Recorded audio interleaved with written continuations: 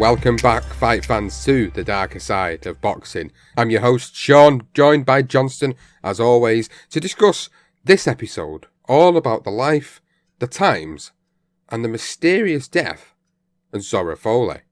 A fighter from the 1960s, very much well known for fighting some of the great heavyweights of that era. Johnston, this is another episode that we wanted to bring to everybody. We enjoy bringing to people. We enjoy talking about, the different elements of these fighters' lives. And many people might not think of Zora Folley as someone that jumps out to you as a darker side of boxing episode. But actually, there are a lot of elements in this that are going to be probably quite educating for people that people didn't know before. Certainly we didn't know before anyway, by doing the research for it, that there was many elements to Zora Folley's life that actually do sit under the darker side of boxing. It certainly does. Zora was a fantastic fighter. Zora Folley was one of the best heavyweights around at his time, and as you rightly mentioned, he fought some of the very best. We're going to go through some of those names that he fought and how he got on against those guys. And everything about him, it's a fascinating story about Zora as a person, and I think we will put that in the right context. And then obviously what happens to him after his boxing career when it ends, and some of the decisions that he makes that then leads in to what happens to him after. If no one knows about Zora, he does pass, but a lot earlier than many anticipated. And I think there has been a lot of conspiracy surrounding that death, and we're going to dive into that, and that will be the main brunt of the second half of this episode. But before we do that, we're going to start off with the career of Zora and what he went through in the early stage of his life. And even that alone, there's some great stuff in there as well. So you will get the gist of it, and you'll understand that actually this is very much a dark side of boxing episode. Before we get started on the episode and we start telling you the story of Zora Folley, there is, of course, a disclaimer. And that disclaimer doesn't read anything. It's just me telling you it. So what I'm telling you now is that if you don't enjoy elements of true crime, if you don't enjoy grisly details, the demise of people that are basically terrible, people that have got some really nasty quotes, people that are talking about things in very derogatory ways, then this isn't the podcast for you. Switch it off right now and don't come back. But for everybody that's already here, that has probably been with us for a long time, and he's here to listen to the true crime element, the boxing element, and of course the conspiracy theory element of this episode, then you're in the absolute right place to listen to it. This is the tale of the mysterious life and death of Zora Folley. And it all begins when he was born Zora Bell Folley on May the 27th, 1931. His mother, Maggie Folley, had separated from Zora Folley Sr., a courthouse maintenance man, when Zora Jr. was 10 years old. Maggie moved to Dick Old's farm in Chandler, Arizona from Dallas, Texas, taking her 3 kids with her. There was Foley himself and of course his 2 sisters, May Frances and Mary Bell. Soon after, Maggie began working the alfalfa and cotton fields, milking cows and tending cattle. The former mayor of Chandler, Coy Payne, who grew up down the road from the Foleys, said there was a big need for farm workers at that time because most of the country's young men were off serving in World War II. Maggie Folley then moved the family into the southeast of Chandler, and young Zora began delivering and picking up milk bottles. A Chandler resident, Eddie Encinas, remembered that when Zora wasn't working, he was a typical kid who liked to swim in the canal near Pecos Road, but he would get bullied. Encinas recalled, Zora was a small kid who used to get picked on, believe it or not, but in later years, no one picked on him. Folley attended Ocotillo Elementary School up to the 8th grade, and during that time, he had a sudden growth spurt, growing to 6'1" and weighing around 180 pounds. The bigger boys left him alone by this point, and discovered that he was good at most sports, with baseball being his first love. Folley told the Phoenix Gazette reporter Bob Allison in 1957, "I could hit 'em far when I hit 'em." Well, when Folley was 16, he decided to enlist in the US Army. Although some records actually suggest that he was 18 because he had lied about his age, which apparently he didn't need to do, but he did anyway. While in the army, he obtained a General Educational Development, which was a GED, which is the equivalent to completion of high school. In the book, Zora Folley, The Distinguished Life and Mysterious Death of a Gentleman Boxer by Marshall Terrell, he wrote, during basic training at Fort Ord, California, Foley got his first taste of boxing. Foley's platoon sergeant happened to be a post-heavyweight champion. The sergeant was scheduled to risk his title against a boxer named Lucius Tate, but suffered a last-minute injury and asked for a volunteer to take his place in the fight. Although he had no experience in the ring, Foley raised his hand. Willie Arbuckle, Foley's brother-in-law, recalled the rest of the story, and he said, "It was Tate's hand that was raised after the 3-round bout in which Foley was knocked down in each round. In spite of that beatdown, he stuck with boxing and learned to love the sport," which many of these fighters do. It always happens. They get a little bit of a beatdown and then they come back. Well, within a year, Foley got his revenge when he beat Tate for the 6th Army Championship and went on to win the All-Army and All-Service Heavyweight Championships after that. In a reported 73 bouts while in the Army, he was beaten only twice. Impressive start. Now, Foley's time in the army wasn't only about boxing.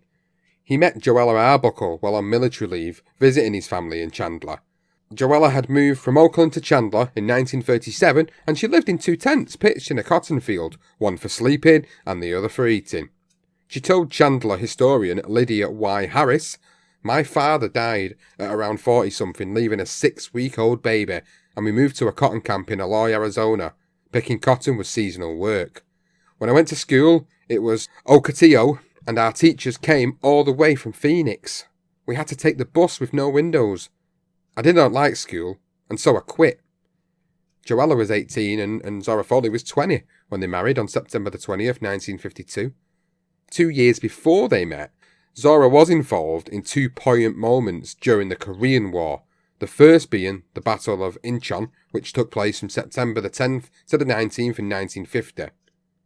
Of the 40,000 soldiers that included American and South Korean fighting alongside one another, 224 were killed and 809 wounded. A year later, Foley was involved in the Bloody Ridge Battle, which took place between August the 18th and September the 5th, 1951. This battle involved several small but intense and bloody clashes, which cost the lives of 2,700 American and South Korean soldiers and 8,000 North Korean soldiers. Oh, Jesus. Oh, you can't even imagine what those guys must have gone through. 2 of the most bloodiest battles in the Korean War, and Zora Folley was in the midst of that. Incredible tale, really. And well, both battles would have been horrifying for all of those men, and Zora Folley was no different. He actually told Mark Cram Sr. when he was writing for Sports Illustrated, he said, "I can't get nervous anymore in terms of when fighting in the ring. I left that back there. The chinny would pour in and come at you screaming, blowing the bugles, and you couldn't stay nervous long. That's all there seemed to be. Chinny, blood and mud. You knew if you could hold on long enough, you would make it. Maybe that's where I learned to stick it out in this boxing when everything was going wrong." And if anyone wanted to know, Chinny is like it's a name they used to call the Chinese, who were on the same side as the North Korean. Obviously, the Americans fighting with the South. So for his service, Sergeant Foley received 5 battle stars and frostbite on his feet, which actually almost led to gangrene and amputation. Now, his son, Zora Folley III, said, "My father had feet problems all of his life, and that's why he developed such a good defense in the ring. Fancy footwork wasn't an option." Once fully recovered, he was discharged in 1953 and he received the hero's welcome in Chandler, but he was left homeless and broke. While fighting in the Korean War, his mother's house was burnt to the ground in a cooking accident. He needed a way of making money, so he looked towards the one trade that he was very good at while serving in those bloody battles, and that, of course, was boxing.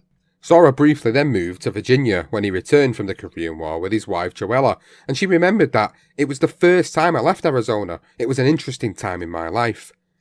Now, Joella was a very religious person, and she made sure all their kids went to church on a Sunday, and by the sounds of things, she was a great cook as well. When they returned to Chandler at 373 on South Colorado Street, they started a family almost immediately. Zora III was born in 1954, followed over the years by Denise, Mary Bell, Robert, Jeffrey, Francine, Tanya, Dorothy, and Jack, a total of 9 children. Clearly they didn't have tellies back then, or they didn't have a telly in their house, because that's a hell of a lot of children. Now, Robert remembers his dad being a fun and real prankster, but he could be a disciplinarian too. He had no real problem taking the belt to our hides if we got out of line. Although Foley had demonstrated a natural ability in the ring while in the army, it was under the tutelage of his trainer, Al Fenn. Now, Al Fenn was a former promoter, a manager, a cutman, a marine, and then a publisher of the Copper Era newspaper in Clifton, Arizona, and that's how Zora changed his all-attacking style. And Fenn said he liked to go toe-to-toe and swap a lot of leather, but I told him he couldn't do that anymore. I showed him how to breathe properly, how to build his stamina, and how to defend himself in the ring. So along with Fenn, a Phoenix businessman named Bill Swift took a chance on young Zora Folley and signed him to a management contract in August 1953. Their contract included a morals clause, a common theme with many black fighters back then, and that was all about having the right profile outside of the ring. Joe Louis had a similar clause in his contract, and all this stemmed from Jack Johnson's actions outside of the ring when he was the heavyweight champion in his day. It was a way of making sure that the white hierarchy would find him likable. But luckily for them, Foley was the perfect role model from the very beginning, and he knew how to conduct himself outside of the ring. He was a family man. He didn't smoke and he didn't drink. Tom Carlson, who was a former teacher and coach at Westwood High School in Mesa, Arizona, said, "We use Zora Folley as an example for our youth, and that they could accomplish if they worked hard and lived their lives right."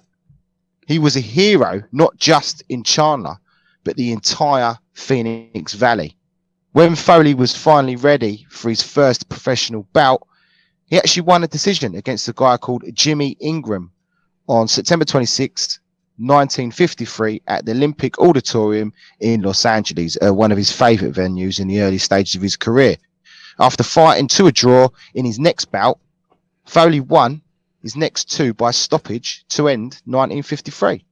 To kickstart the new year, Foley took on Howard King 17-2-3 once again at the Olympic Auditorium in Los Angeles. The Associated Press, they wrote about his performance that night, and they wrote, "Zora Folley, promising young heavyweight from Chandler today, still had an unblemished slate as a professional." Foley was the 7th round TKO victor over Howard King in a scheduled 10-round main event.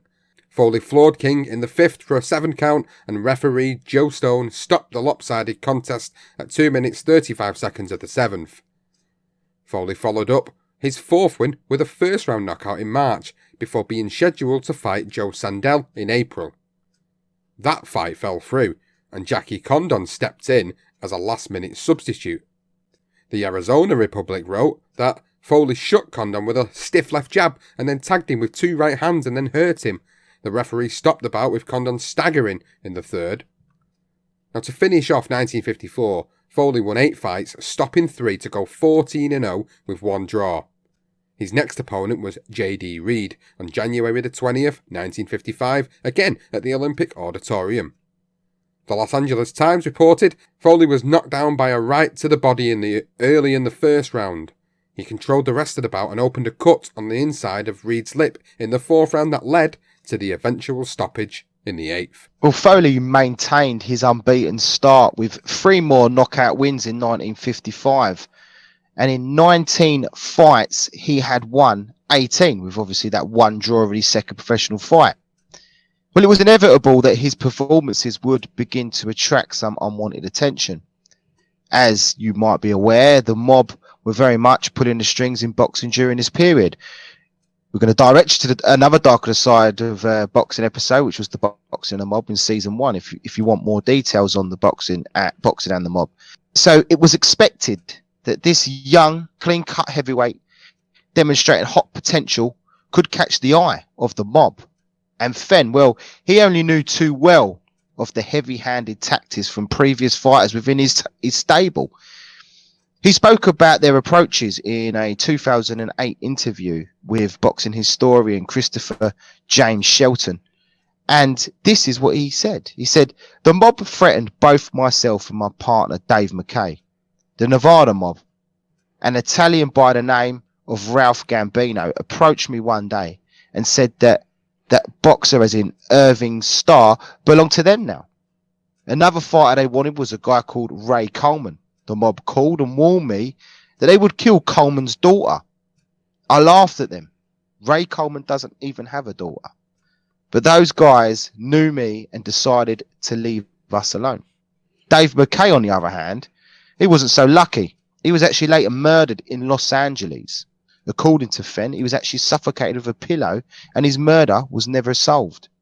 Fenn said, I guess that could have been me. Wow. Well, again, another little side story there. That could have been Fenn. Essentially, that could have been Fenn.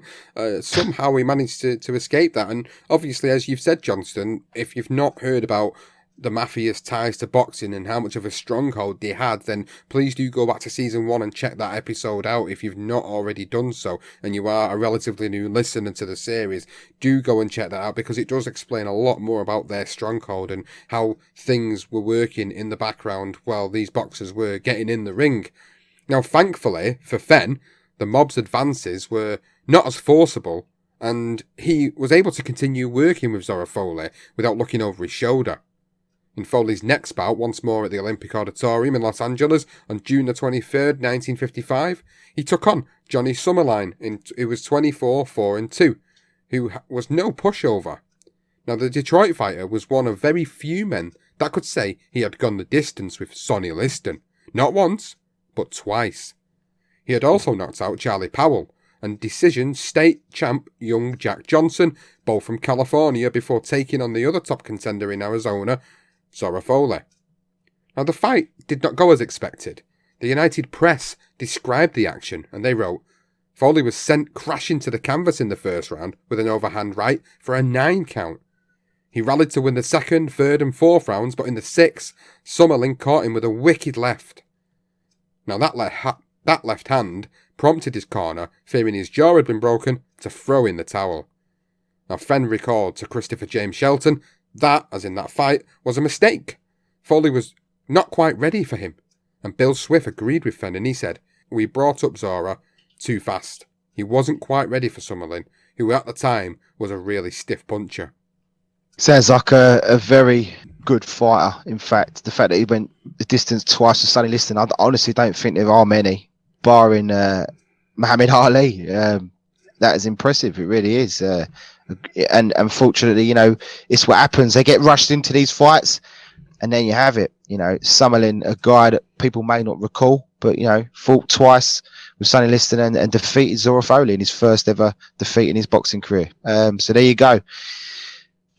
Undeterred, now 24 years old, Folley reeled off 3 knockout wins over a guy called Jack Gerald, Ted Callman and Reuben Wilson, but fell to his second professional defeat against the USA California state heavyweight, young Jack Johnson, who was 10-5-1. Now, Folley was winning the fight handsomely until he absorbed a heavy body shot in the 5th. He was actually already carrying a rib injury from a sparring session before the fight, and the ringside doctor actually decided to halt the action because Folley had suspected broken ribs. Folley recalled the stoppage and he said, when I started getting hit on the side, a sharp pain would go through my body. It got to the point where I could hardly breathe. I had to ask my corner to stop it. Now, one thing we have not mentioned about Zora Folley was that if he had have competed into today's boxing game, he would have actually have been a cruiserweight. He actually never tipped the scales over the 200-pound heavyweight limit until his 30s. So when he took on Johnson, he was actually giving away 20 pounds in weight, plus carrying obviously that rib injury, and then the body shots took effect, and that's why Jack Johnson, young Jack Johnson, won that fight. But on another side note, young Jack Johnson actually died 8 years later from fatal stab wounds inflicted by his stepdaughter. Wow. I know. Definitely want to have a look at and see if we can bring some materials. I don't think there's going to be much out there, but we definitely one we'll investigate. And it was back to drawing board for Zora Folley in 1956. He did reel off 3 straight knockout victories before collecting his first title. The first title was the Southwestern heavyweight title when he outpointed Roger Rizza at Madison Square Garden in Phoenix. In his next fight, Folley won a unanimous decision over Nino Valdez in their September the 9th, 1956 bout at the Softball Park in Phoenix. The judges gave the Cuban heavyweight, who held wins over former champion Ezard Charles and British champion Don Cockell, only one of the 10 rounds. And Fenn said, "The fight against Valdez was the big one. This is what placed Folley on the national map." That was indeed the case, because Folley found himself on his first televised bout in his next fight, and he got a split decision win over Wayne Beather. He won the rematch on national television once again by split decision in January of 1957, and finished the year with 10 more victories, 7 within the distance. By 1958, the Ring magazine labelled Zora Folley as a man to be reckoned with, and he was now the top-ranked contender for the heavyweight title owned by Floyd Patterson.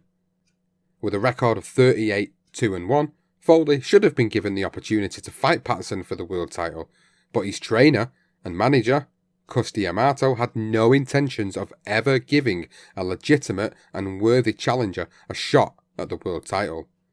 Now, we have gone into detail about this on Custy Amato's career profile. Nigel Collins, the former editor of the Ring magazine, placed the sole blame on Floyd by saying Patterson avoided all the good fighters, especially Folley. But with the perspective of time, we now know that it was actually Cus to blame for this fight not happening in 1958. Folley addressed his own assumptions with Mark Cran Sr. of Sports Illustrated years later, and he said, "If Floyd had given me the shot, I would have been champion years ago. But he was afraid of me. He kept dodging me, and I was out in the bushes. It would seem like it was always another year or two of just hoping and waiting, and little fights. Always little fights in small towns." And yeah, that is definitely for me where Zora should have been given a shot. 1958, 1959. I think he had Floyd's number. When you look at it on paper, for me, 100% he would have been a world champion, and his name would have been a lot more established than it is today. People remember Floyd Patterson. They don't necessarily remember Zora Folley, and I think this is why we wanted to do this, as well as the fact that there is a grisly ending to the whole thing. But the fact is, Zora deserved that chance. He didn't get it. That was boxing in them days. And the crazy thing was, it wasn't the colour line. If you think about it, the colour line was all before that. This time you got Floyd Patterson, who is, he holds the world title, but it's his white manager that's refusing him fighting all the big names, like your Sonny Listons, Eddie Machen, who we mentioned soon, and Zora Folley. It's just the way it was. But the collection of an avoidance from Team Patterson and a lack of financial support from his now skint manager, who was Bill Swift, meant risks had to be taken for less reward. Swift also spoke to the reporter, Mark Cram Sr., and he said, "I was broke and I tried to get a job, but because of my name and my family's reputation for wealth, nobody believed me. There were times when the purses for Zora's fights helped me to support my family. Perhaps if my finances had have been better, we would not have taken some of those fights, and it would have saved the losses. As it was, I took fights we didn't need. All of this didn't help his career, but Zora never reproached me." The third reason for the lack of opportunities for Folley was due to his boxing style, where today he may have been more appreciated. The box your head off approach was not as fan friendly as the knock your head off approach back then. Murray Goodman explained this in Boxing and Wrestling magazine. He said, "Folley is a quiet man by nature and doesn't seem to have the capacity for anger and emotion that makes the fighter with the so-called killer instinct." To help solve the publicity problems, Swift enlisted the help of Jeb Rosebrook. Now, he was an ad manager for the Diamonds department store in Phoenix, which was owned by a guy called John Robinson, who was also a writer for the King Features Syndicate when he moved to Arizona from New York in 1958. Now, Rosebrook said the deal with Swift was that if he got enough publicity for Zora to get a title fight with Patterson, then they would work out a percentage. So Rosebrook has brought in because of the publicity situation. They're trying to obviously encourage the fight and force Cuss into a position where he has to give him the fight. He's high in the rankings. He's not getting his chance. And now they need Rosebrook to give a bit more publicity.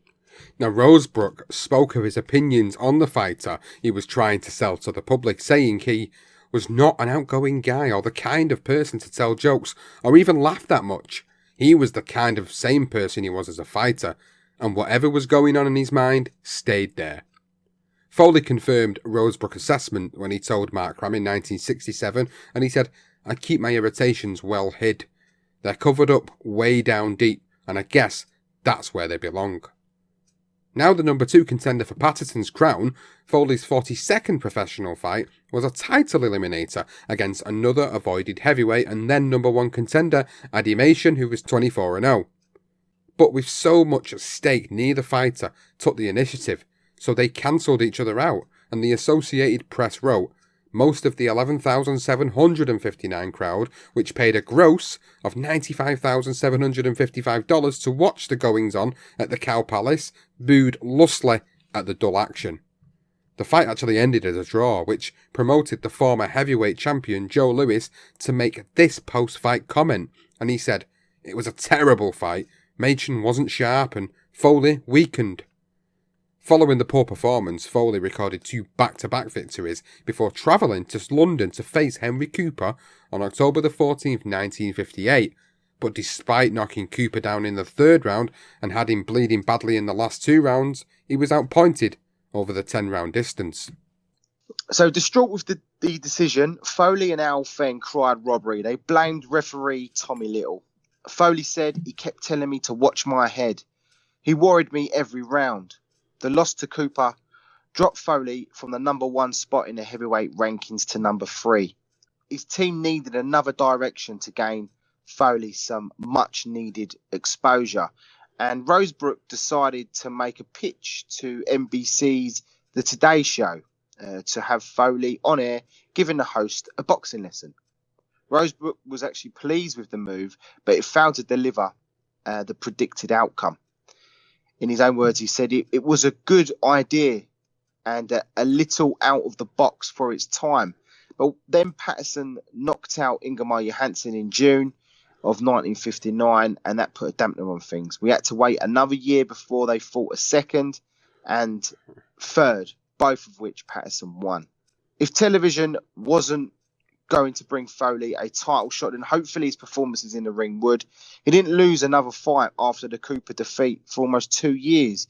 His record now stood at 49-3-2 when an incident occurred outside the ring. The United Press wrote on Boxing Day of 1959 that Foley had been arrested and jailed by Phoenix police after his car was involved in a minor accident. The passenger in the other car sustained minor injuries but did not require hospitalisation. Foley was charged with drunk and reckless driving charge. He actually spent several hours sleeping off the booze, but was finally released on a $300 bail. Now, by January 18th, 1960, Foley was back in the ring against his old foe Eddie Machen, who was now 31-1-1, and after 12 rounds he managed to take a unanimous decision. But like the first encounter, it was a drab affair, and Foley's performance was further hindered from tonsillitis. Rosebrook recalled, "It was probably the dullest fight ever televised. The audience kept wondering who was going to throw the first punch. That fight really hurt Zora's reputation." Albeit that win over Machen catapulted Foley up the rankings and 1 fight away from a world title shot.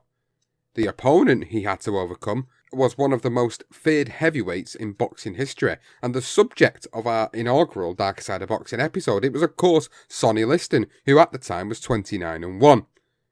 The fight took place at the Denver Coliseum, with Liston entering the ring as the number 1 ranked fighter in the world, and Foley ranked number 2 by the Ring magazine and number 3 by the National Boxing Association.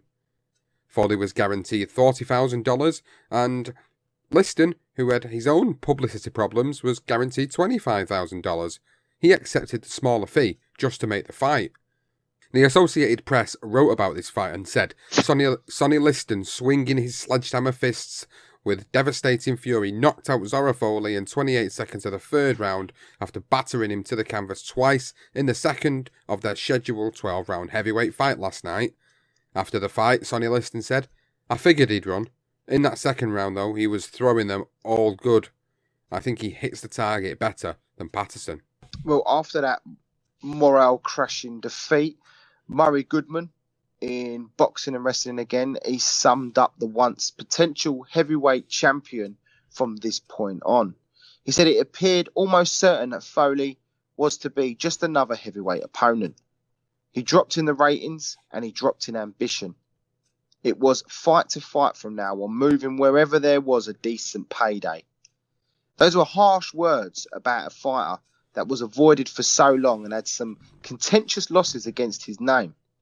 So over the next 7 years, the man Boxing Illustrated once called Arizona's machine to box remained in the rankings with a workmanlike but unspectacular performances. 2 victories followed the listed defeat, but he fell to his 5th professional loss against Alejandro Lavarante, who was 12-1.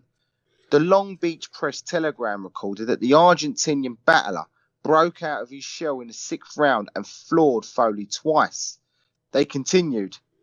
Lavarante quickly dropped him for the 3rd time, again with a right hand. As Zora regained his feet, Lavarante shot a short right and left to the head that toppled him, and the referee didn't bother to count.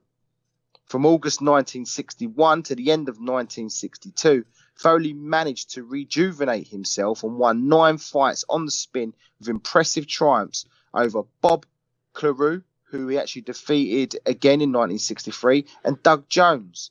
And the most notable dispatchment of all was Al Henry Cooper at the Empire Pool in London. Now, in one of the best knockouts you will ever see, the Associated Press described the action, and they wrote, "Cooper was reeling after the first round and bleeding freely from cuts over his left eye and on his forehead. Folley was right on top of him when the second round began, and it ended all with a crashing right hook to the jaw. Cooper got up to one knee just as the count reached 10. Henry Cooper, of course, we've done a career profile on him, and he said, 'I never even saw it coming.' After a solid performance on foreign soil, Folley would be left disappointed once again when he lost by knockout to Doug Jones in their rematch, and then suffered a points loss to Ernie Terrell. On the brighter side, those 2 defeats were the only blemishes on his record from 1962, all the way up until 1967. During that period, Folley defeated some genuine challengers to the heavyweight crown. The first of those was when he outpointed George Chuvalo in Cleveland. Afterwards, Folley received a telegram from Sonny Liston while he was training for his upcoming title defence against a young Cassius Clay, aka Muhammad Ali, and it read, "Love to give you a title shot, but have a previous engagement in Miami Beach. Get a few more wins, and I would be glad to meet you." I'm sure he would have done it if he'd have managed to defeat the brash Ali, but as we know now, that never happened. So Folley, well, he kept working his way through the contenders. One of those was the undefeated Oscar Bonavena, who was actually only 8-0 at the time at Madison Square Garden in New York. The Associated Press again wrote that Folley floored the bull-necked youngster in the 8th round, staggering him in 2 other rounds, and won from here to Buenos Aires, taking a unanimous decision. Folley called out Patterson after the victory. "I'd like to fight Patterson next. I know Patterson wants to fight once more while waiting for the outcome of Clay Liston's fight. I'm more than willing. The winner could get the title fight next." Well, Folley then got a decision in 1965 over the future light heavyweight champion Bob Foster, 21-3 in his next fight.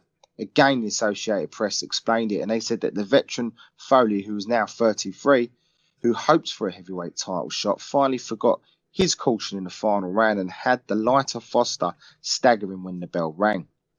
By 1967, Muhammad Ali was now the world heavyweight champion, and Zora Folley had compiled a respectable career record of 74 wins, 40 by way of knockout, only 7 losses and 4 draws in one of the toughest eras in heavyweight boxing history. After the 25-year-old Muhammad Ali, 28-0, had humiliated Ernie Terrell over 15 rounds in that famous fight for when Ali kept screaming, "What's my name?" A great fight while pounding away on Terrell at the Houston Astrodome on February 6, 1967. Ali then told the Associated Press his next fight will either be Zora Folley or George Tavallo, but I'm sure it's Folley. I think Folley can put up a better fight than Terrell. He's a better boxer. Foley was in confident mood when he told a reporter after the Terrell fight, "I can beat Ali. I saw plenty of openings." The fight was officially announced on Valentine's Day. Muhammad Ali confirmed it would take place at Madison Square Garden on March the 22nd.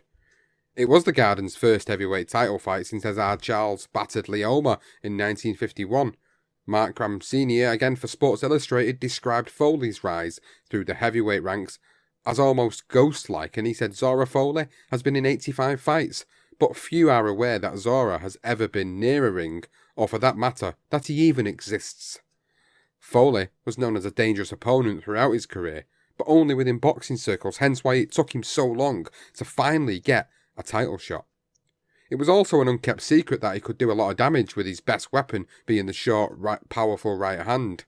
His trainer Johnny Hart said this of his right hand: "It's the closest thing to a mule's kick that I've ever seen. He just takes it back and whoomp, he pops it in there." It was a handsome payday for both. Even with the draft exclusion hovering over Ali, he actually collected about $260,000 on his 50% of the net gate and then $150,000 from ancillary rights. Foley earned his largest purse of about $58,000 on the 15% of the net and $25,000 from the ancillaries. Now, the fight was broadcast in more than 150 cities around the world. It was also shown in Canada, Japan, Mexico, and parts of Europe. But New York City, well, that was blacked out. Well, before the fight, there was no animosity shown, just respect by both of them. Foley went as far as showing his support to Ali for not going to the Vietnam War on religious beliefs. He said, "I don't think he's a slacker. That's his religion. I've met several people that way, some Jehovah Witnesses. I can tell you about my religion. I'm a Baptist, but I don't judge the next guy. If he wants to be called Muhammad Ali and says that's his name, I'll call him that." At a press conference, one of Ali's entourages tried to provoke a reaction from Foley, asking him what's his name, while sitting between the champion and Foley. "Muhammad Ali," replied Foley, without hesitation. Ali replied, "Thank you, brother. That Foley's such a nice, sweet old man.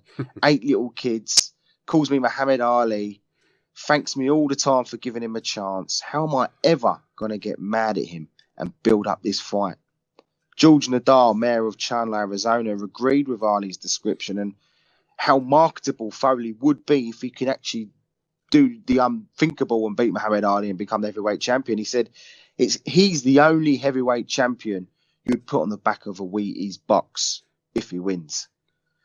Even when Foley did speak on his chances against Ali, he said it in such a respectful way, in a professional manner. He said, "Everyone knows I've been a top contender for the last 10 years. The top man always ducked me. I am glad to have a man of the caliber of Muhammad Ali who will fight all the contenders. I am very confident that come May 22nd, you will have a new champion." Before Foley's departure from Chandler to New York City, the whole community rallied around Foley, when more than 300 residents showed up for a gala dinner on March the 1st. The event was billed as the Zora Folley Appreciation Dinner. Oh, it's a bit late by then, isn't it? JC President Russell Jennings served as Master of Ceremonies, and Chandler Mayor George Nadar was the main speaker, with all the proceeds going to a local youth programme. Foley, who was accompanied by his wife Joella, was presented with a brand new wristwatch. To prepare for Ali, Foley brought in a young new heavyweight who would become a heavyweight champion 10 years later, and that was a certain Ken Norton, who paid his respects to Foley, and he said, "He helped me quite a bit when I was starting out. Zora was a very good man and was more helpful to me than any other fighter I worked with." Mark Graham Sr. made his prediction on the Ali-Foley fight, and he said, "Zora's defence is good, but when he is caught with a volley of combinations, his offence is nullified and he goes into a shell and covers. Unless he changes his style, Foley should be in a show for most of the night, which will consist of, say, 6 or 7 rounds. The 34-year-old challenger outpointed Ali in the first 2 rounds, though many observers said that Ali was playing around. Ali adamantly stated afterwards, "I was not carrying him. He was a better fighter than Sonny Liston, Floyd Patterson, or Ernie Terrell. He was a slick, tricky, and a good boxer." Well, Mark Cram reported on the fight for Sports Illustrated, and here's what he wrote from round 3. He said, "It wasn't until the 3rd round that Ali began working. His straight left hands, not his jab, kept snapping Foley's head back, and these were the punches that started Foley on his way out." Mark Cram continued on the finish. He said, "In the 4th, Ali, now punching flat-footed, spun Foley around with a left hook and then banged a right hand behind the ear. Foley went down. He was flat on his stomach, and then suddenly he was up, his nose streaming blood, and he was kneeling and looking to his corner for the count. Foley raged back, but he had left too much of himself on the floor.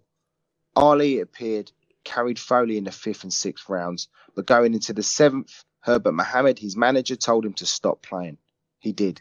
2 rights, the first of which travelled roughly 6 inches, gave Ali his 29th straight victory and his 9th successful title defence." Foley described when he went down, when he was knocked down, to Sports Illustrated on April 10th, 1967. He said, "The first time I went down, I wasn't hurt, but I didn't know what had happened. Suddenly I became aware of the noise, and then I saw Ali standing over me, and I figured I was down. So I wheeled around to look at my corner to find out the count. I kept thinking, was that a right hand he hit me with? So what did he do? But he hit me with the same punch again in the 7th round and knocked me out. I can't believe it. But that's what he did." And there's some absolutely brilliant footage of this particular fight in clear HD quality on YouTube. So please do go and check back on it if you want to follow Muhammad Ali and Zora Folley's careers. Very, very, really good, high quality video footage on there. Now, Zora the Third, his son, was sat at ringside with all the stars. But when he witnessed his dad's defeat, he reminisced and he said, "When you see your father get knocked down, it's more than just a boxing match. It was devastating." The teenager cried and Ali came over to comfort him, putting his arms around the young man and telling him, "What are you crying about? Your father is a great fighter. A man doesn't have to win a fight to be a champion." Foley had no excuses, and he also gave a very in-depth assessment on his conqueror, and he said, "This guy has a style all his own. It's far ahead of any fighters today. How could Dempsey, Tunney, or any of them keep up? Lewis wouldn't have had a chance. He was too slow. Marciano couldn't get to him and would never get away from Ali's jab. There's just no way to train yourself for what he does. The moves, the speed, the punches, and the way he changes his style every time you think you've got him figured. The right hands Ali hit me with just had no business landing. But they did. They came from nowhere. Many times he was in the wrong position, but he hit me anyway. I've never seen anyone who could do that. The knockdown punch was so fast that I never saw it. He has lots of snap, and when the punches land, they dizzy your head. They fuzz up your mind. He's smart. The trickiest fighter I've ever seen. He's had 29 fights and he acts like he's had 100. He could write the book on boxing, and anyone that fights him should be made to read it." That's brilliant. Absolutely great words, that, from Zora Folley. And if anyone ever doubted Muhammad Ali's ability, then there you go. Zora Folley, I know he's like 34, whatever he is, mid-30s now. You know, they did say as well, if it was 10 years earlier, who knows? I think even Angelo Dundee said, 10 years, a decade before, and we would have had some trouble with Zora. But Ali proving how much of a great fighter he was. Obviously, we know he goes off after this. That was his last professional fight until he has the exile. So 2 completely different routes, which we'll find out in a minute. And over the following 3 years, Foley went 5-3-2. And on September 29th, 1970, he was actually knocked down 5 times and stopped in the first round by a guy who wouldn't have even been worthy to tie his bootlaces a decade earlier. A guy called Mac Foster.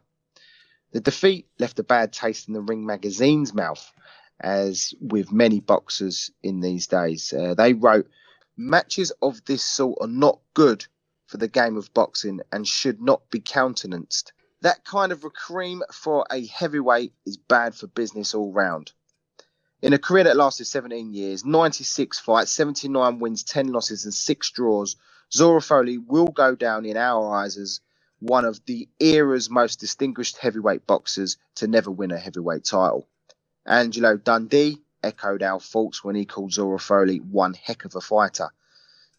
So now with boxing career behind him, Folley found employment as a salesman in a truck division at the Randolph Chevrolet, although his new bosses were at first they were unsure about taking him on. A guy called Frank C., then truck sales manager of Randolph, actually recalled the moment. He said, "I told him he wasn't qualified, that he was too nice a guy. But I saw a little bit of a spark. I saw that he was determined. I laid it on him and I told him that he'd be up against it, and we let him try." The lot were hoping that Folley would use his celebrity status to help them and himself complete deals, but they refused to gain commission for a sale in that manner. At the time, Frank Say said, "We've tried to motivate him to use his reputation to his advantage. If he did, he'd be doing 3 times as much business." Folley told an Associated Press reporter that just wasn't his way of conducting business, and he said, "I don't growl, if that's what they mean. If you take someone away from their own personality, I think that's phony. I do things my way." After agreeing to enroll on a course to help him improve his sales pitch, he began to make a success of it. He was averaging 30 sales a month and was making $24,000 a year, which in today's equivalent is just under $170,000 a year. Within a year after boxing, Folley was now an established salesman, a respected ex-professional boxer, and he even improved his credibility in the community when he became counsellor with the Chandler Career Centre and participated in the Migrant Opportunity Programme. In January 1971, Folley was urged to run in the Chandler City Councilman election. He told the Chandler Arizonan, "I have lived here since I was 10 years old, and I am proud to live in Chandler. I have represented Chandler all over the world for the last 20 years in the sport of boxing. I don't box anymore, but would like to represent Chandler as a city councilman." Now, initially, Folley was not voted in one of the 3 seats available, but when Everett Jones had to pull out because of a family issue, Folley was the next in line to fill the void. Zora Folley was actually sworn in by the city magistrate, Coy Beasley, on April 27, 1972. The photo of Folley raising his right hand to take oath of the office would be his very last picture in public. Now, it was during this time that Folley made an unusual friend in Artiste Hudson Broom, a hanger-on, claimed a Chandler resident. He was a guy that Folley had known for many years, and their army backgrounds must have formed the basis of their friendship, according to Robert Folley, his son.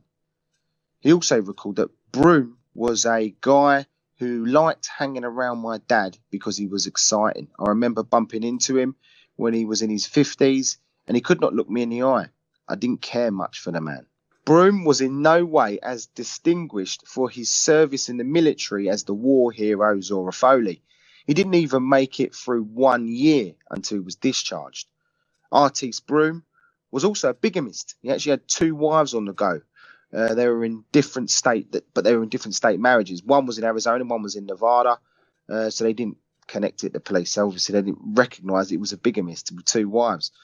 According to the Maricopa County Recorder, Artiste lived with one wife, Ura, in Chandler, and the other wife, Dorothy, in Tucson. Now, it was on the night of July the 7th, 1972, that Zora Folley and his supposed mistress, Anne Young, had checked into room 219 at 9 p.m. under an alias of William Fountain at the Sands Motor Hotel in Tucson, Arizona. The couple were later accompanied by Artiste and Dorothy Broom. Now, according to a police report, Zora and Artiste were engaging in horseplay near the motel pool when an accident occurred. Tucson Police Sergeant Lyle Murphy confirmed this with the Associated Press on July the 9th, 1972. He, as in Folley, and Broom were goofing off at a late hour to see who was going to throw who in the water with his clothes on. A motel clerk then told police that one of the women ran into the office and said that Folley had been badly hurt. An Associated Press article then wrote, An ambulance was called and Foley was taken to the Pima County Hospital where he underwent emergency surgery. But at 1 a.m, July the 8th, Zora Folley, at the age of 41, had died from his injuries. The motel clerk, who wanted to remain anonymous, explained the extent of Foley's injuries to the Arizona Daily Star, saying he had a large bump on his forehead, a hole on the top of his head, and another wound on the back of his head. 3 blows in total. You would assume that he would have suffered just one from an accidental fall, which made his death the subject to many conspiracy theories for the next 40 years, which is something we're about to delve into. Foley's brother-in-law, Willie Artbuckle, explained what he had heard. From what I understand, the pool had a diving wall between the kiddie and the adult sections, and when Broom pushed him, Zora tried to make a dive out for it, and he hit his head on the diving wall. Robert Foley suspected foul play from the outset. I've always thought something was inconsistent about his death, and it's always upset me. Zora Foley's funeral took place at the United Methodist Church on Williamsfield Road in Chandler on Wednesday, July 12. Mayor Raul Navarrete and members of the Chandler City Council joined wife Joella, sons Zora III, Robert, Jeffrey, Jack, and daughters Denise, Mabel, Francine, Tanya. Foley's sisters, Mary Frances Sullivan of Dallas, and co-managers Bill Swift and Al Fenn, plus hundreds of the Chandler community paid their final respects. Muhammad Ali was actually due to attend as well, but he didn't show up, unfortunately. Not quite sure what happened there, but he wasn't able to make it. So military rites were conducted at Foley's graveside in Mesa Cemetery, Mesa, Arizona. His headstone was actually paid for by the US government for Foley's military service. Joella Foley never spoke on record about her husband's death, and she politely refused an interview with author and journalist Marshall Terrell when writing his book on Zora Folley, The Distinguished Life and Mysterious Death of a Gentleman Boxer.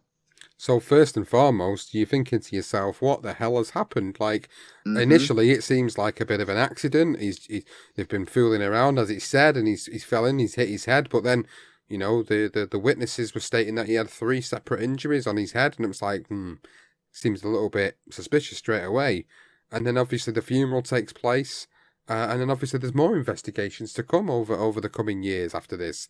Now, former Chandler Vice Mayor and police officer at the time of Zora Folley's death, Lowell Huggins, made his feelings known when he said, "I've never felt comfortable with the facts surrounding Zora's death, and I still feel uncomfortable." While on duty, Huggins heard about his late friend's death on the police scanner and made the 100-mile round trip from Chandler to Tucson on that very night to investigate the crime scene. He was refused access because he was from a different county, which was not uncommon. The autopsy and police report officially ruled Zora Folley's death as an accident. But this is where things get really interesting.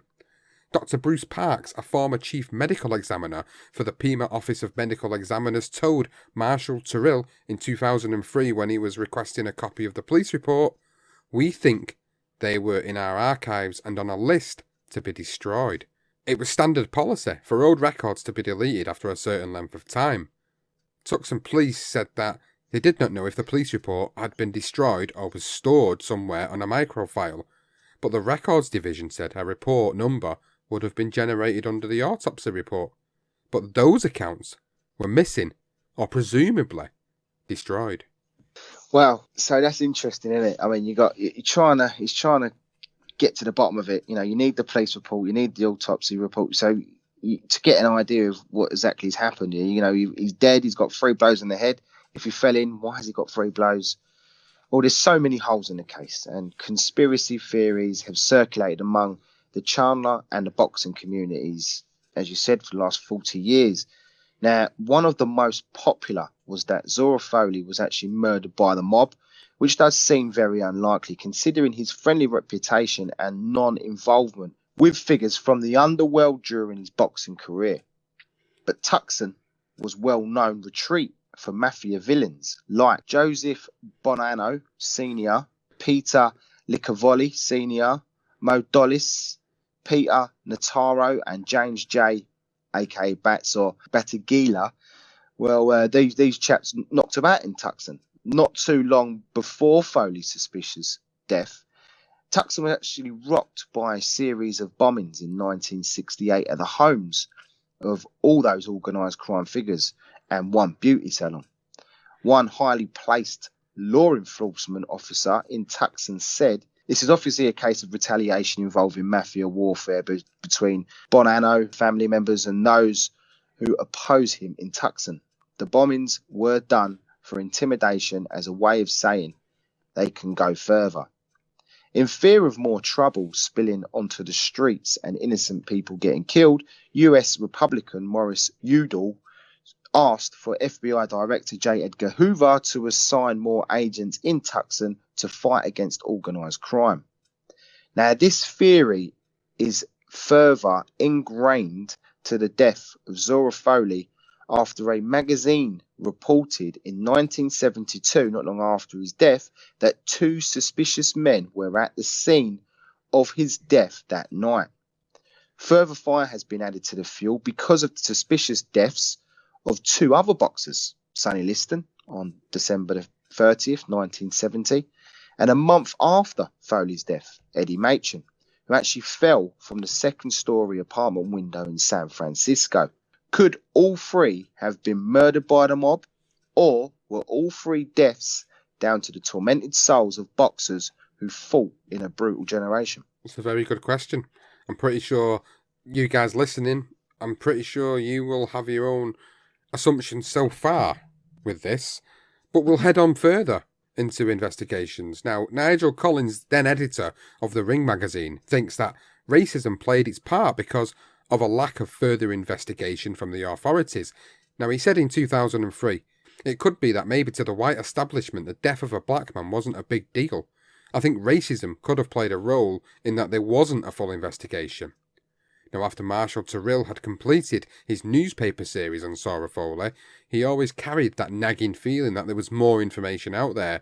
So 10 years on, he began to piece the puzzle together. He spoke with the former Chandler police officer and vice mayor at the time, Lowell Huggins again, who was now retired. Feeling more comfortable about being able to elaborate on his version of events, he said, "Zora Folley did not slip and fall and hit his head on the side of the pool. He was the most coordinated man I ever met. I boxed with him, worked with him, and that story is just plain false. Artis Bloom, for whatever reasons, killed Zora Folley. The only answer I don't know is why he killed Zora." Now, Huggins isn't the only person that believes this. Other sources have indicated that Folley was more interested in Artis' wife, and in a jealous rage he killed Folley. But how does an average Joe who stood under 6 foot tall dispatch of Zora Folley, who had only left the ring 2 years earlier? Armed with information from Huggins and the wisdom from Bobby Joe Harris, another former policeman who rose through the ranks to become Chandler's chief of police in 1994, Marshall began to go over old ground. And he began with the archived articles on Foley's death, which was printed in many of the major newspapers, but it was the Arizona Daily Star who printed on July 10, 1972, that the Pima County pathologist's official report on Zora Folley's death had been delayed and will not be released until Wednesday, July 12. But that was the day of Zora Folley's funeral, and maybe for that reason the autopsy report did not make it into the public domain. Trouble was, the report did not seem to have ever been released, and nor was it ever mentioned again. Now, Bobby Joe Harris offered his explanation. He said access to the public information was hit and miss in those days. I'm not sure what the public information policy of Tucson PD was in 1972. I don't think Arizona even had a public information laws at that time.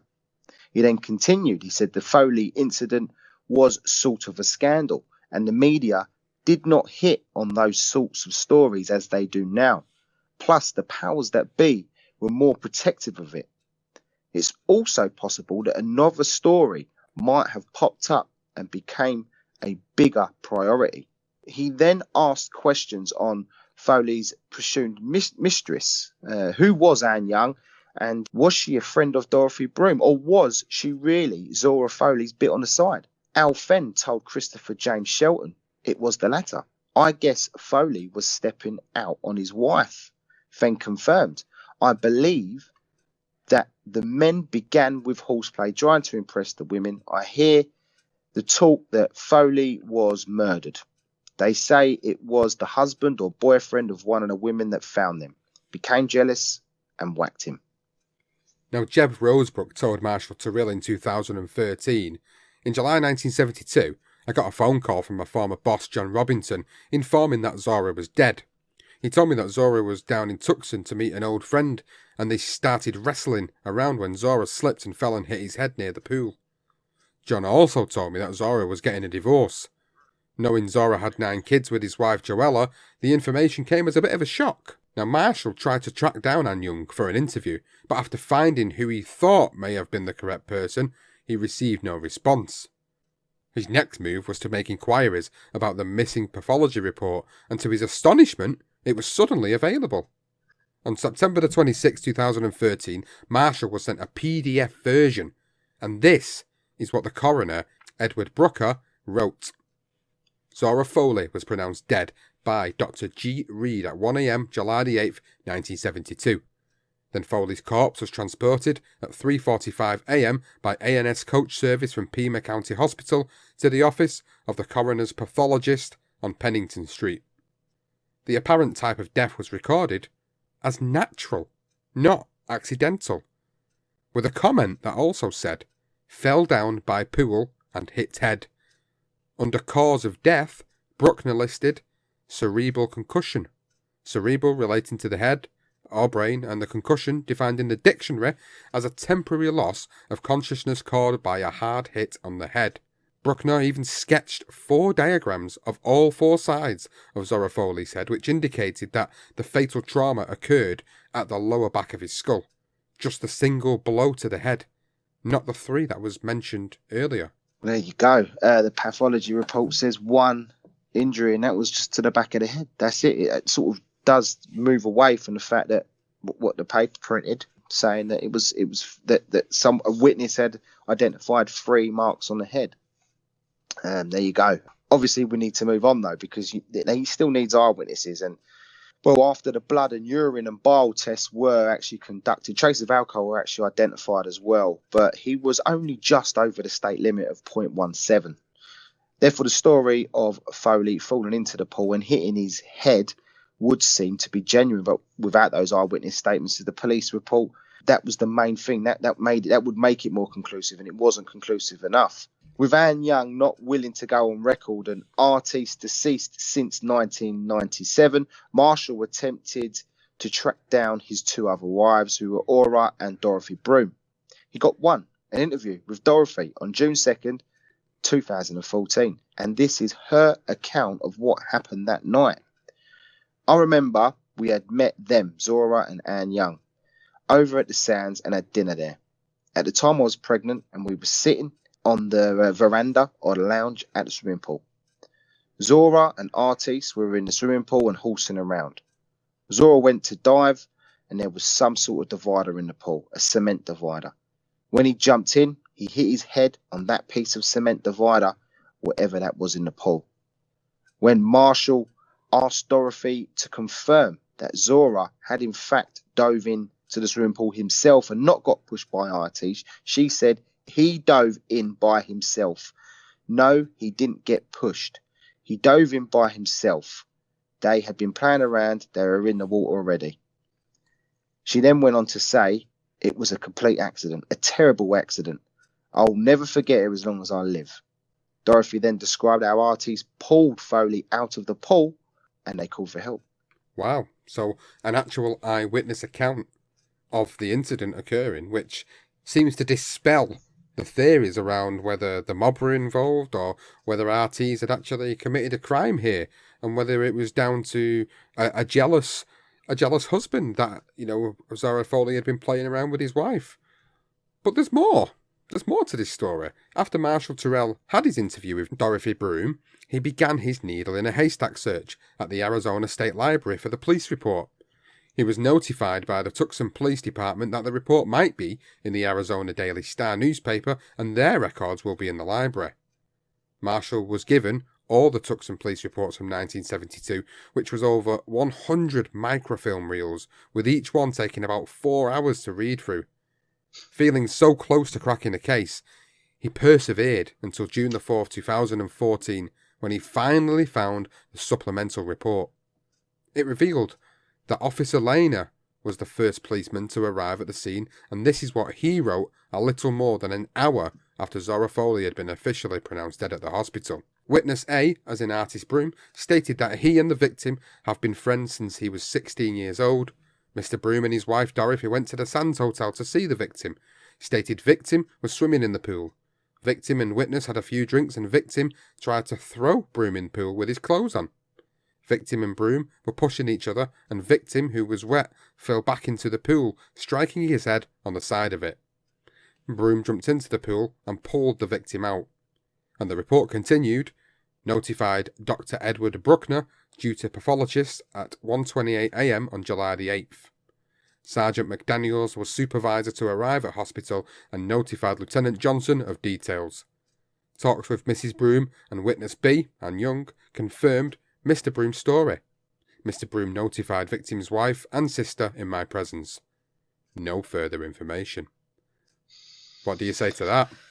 Well, I mean, the first thing is it's slightly different, isn't it, to Dorothy's? The fact she said they were in the pool, and now, his version of events is they weren't in the pool and he fell backwards from the side, so he wasn't diving.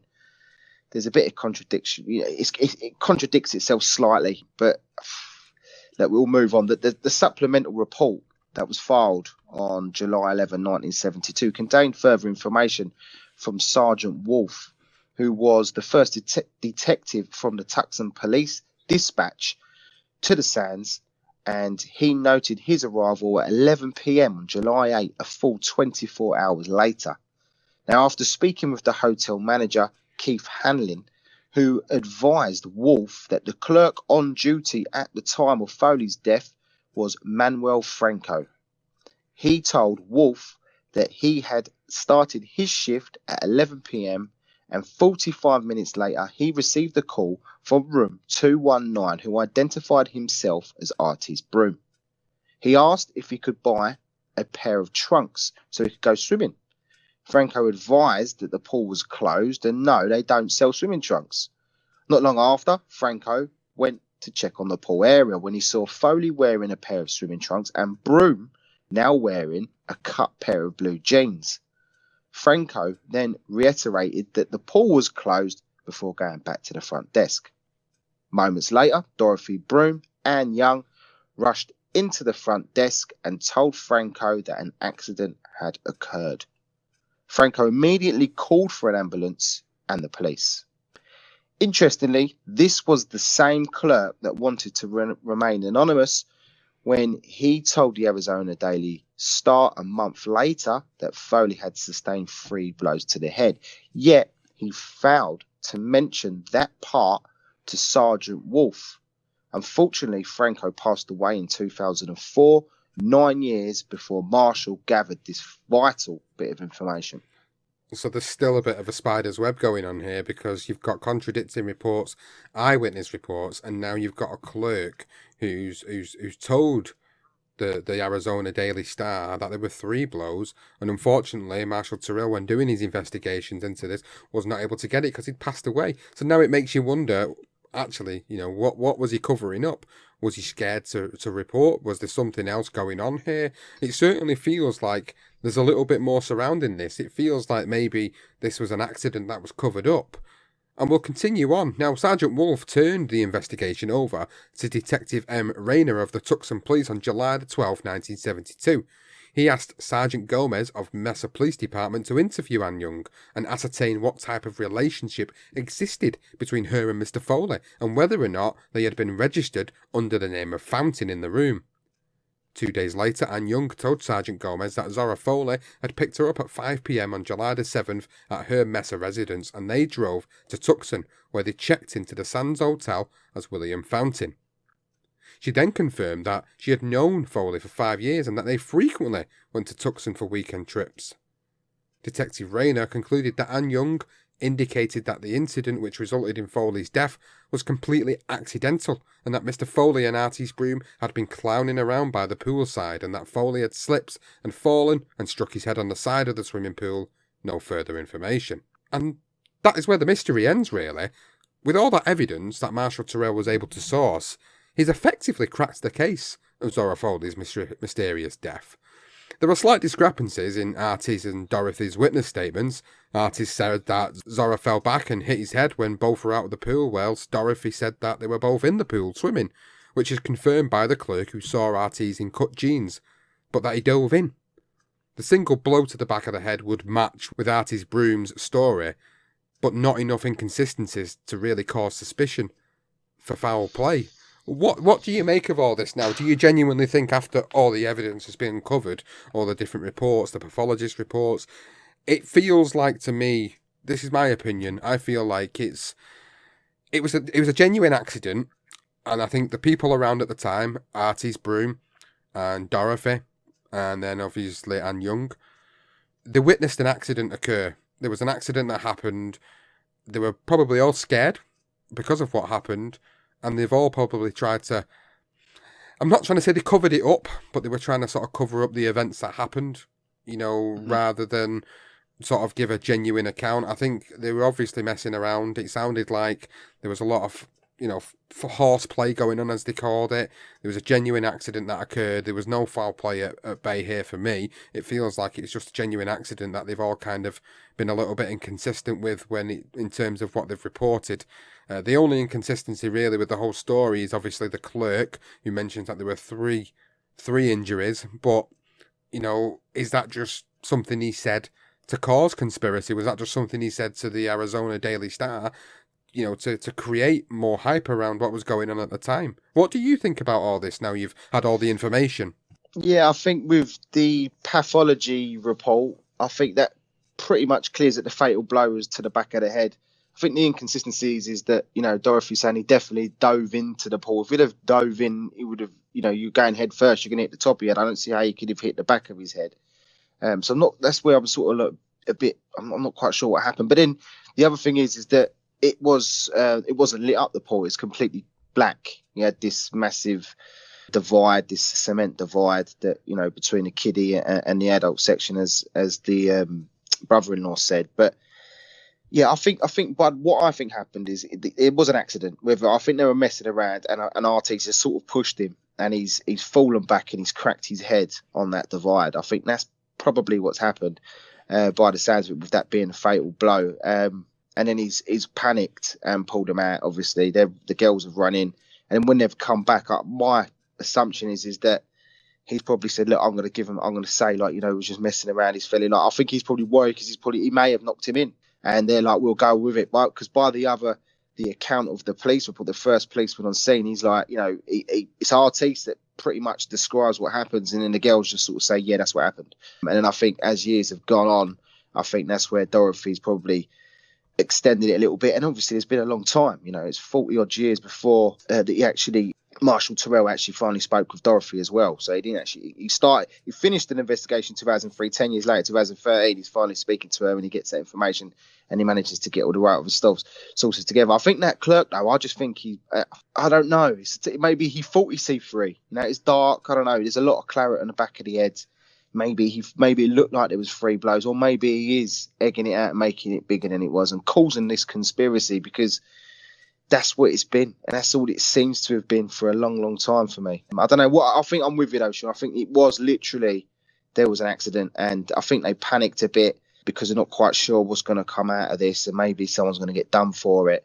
I just don't think there's enough there to make me think that it's suspicious in any way.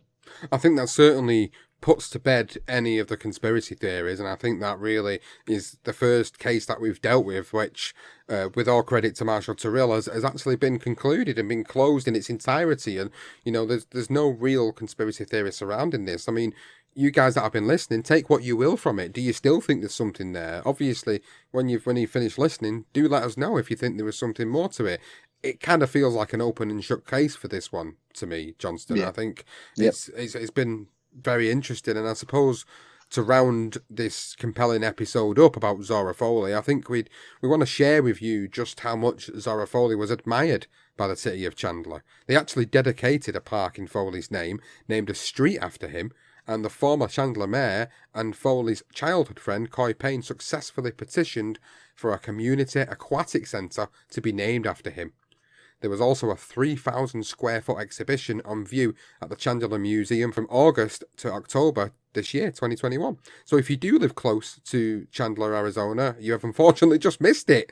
The exhibition was actually called Bigger Than Boxing and was all about the March 22nd, 1967 fight between Zora Folley and Muhammad Ali at Madison Square Garden. Their description of what the exhibition was all about is a very fitting ending to this episode, and it reads, "Two men face off in the ring for the heavyweight championship of the world. In the blue corner, the champ Muhammad Ali. In the red corner, the challenger from Chandler, Arizona, Zora Folley. What follows is a fight at the crossroads of race, religion, sport, and the politics of the 1960s. Bigger Than Boxing features the stories of these two boxers, the circumstances that weighed heavy on each man, and the fight that was a turning point in both of their careers." And what a great way to end it on a more positive, lighter note for this episode, of course, admiring what Zora Folley was all about. And there's no suicides, there's no murders, there's no rapes. It's a bit of a lighter episode, but it's still very much a lot of suspicion around what happened to Zora Folley. He died too young. People still theorize. Anybody that's a real conspiracy theorist would still feel that Artie actually killed Zora Folley and then it was all a cover-up. I think there's many people that feel that would be the case, but I think we've both come to the conclusion from all the evidence that's been put together, and Marshall Tyrrell's done a fantastic job of doing all this, is that it was an open and shut case, and unfortunately Zora Folley was subjected to an accident which occurred, which ended his life. Dark side of boxing has always stemmed from the fact that there's a mysterious death, or someone is just an absolute arsehole murderer or rapist. And at the end of the day, if we had have finished this, if we'd have done this in 2012 before Marshall Tyrrell managed to gather this information, I think we would be saying, "Oh, this sounds a bit dodgy." 2 years before that, you got all these mob figures that are trying to kill each other, and the fact you've got those three fighters in Sonny Liston, Zora Folley and Eddie Machers, all so close to each other and die in those suspicious circumstances. So anyone that loves a conspiracy theory is always going to drag it out and pull that out of the bag. But for me, look, I think the most important thing is that there aren't any articles out there at the moment that specify that Zora Folley died accidentally.